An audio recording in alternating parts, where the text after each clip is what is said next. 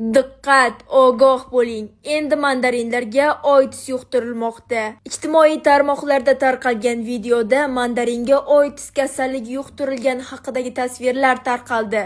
Videoda mandarin sotib olgan fuqaro mevaning ichiga shprits iziga o'xshash teshik va qon dog'i kabi belgilarni ko'rgan. Bu esa shprits orqali qon jo'natilgandan darak beradi. Mutaxassislar meva tanlashda diqqatni oshirishni tavsiya qilmoqda, chunki noma'lum shaxslar tomonidan mahsulotlarga zarar yetkazish kabi hodisalar ehtimoli juda ko'p bo'lmoqda. Shu bilan birga ayrim hududlarda ko'chalarda qasddan meva tashlab ketish holatlari ham kuzatilmoqda. Bunday mevalarni bolalar yoki bexabar odamlar olib iste'mol qilsa sog'liq uchun xavf tug'dirishi mumkin. Avvalroq bananlarda ham shunga o'xshash holat haqida xabarlar tarqalgan. Ushbu xabarni mevalarni yoqtiradigan barcha tanishlaringizga yuborib, ogohlantirib qo'ying. Zero ogohlik davr talabi. Bizni kuzatishda davom eting, chunki siz bilmagan sara xabarlar hali oldinda.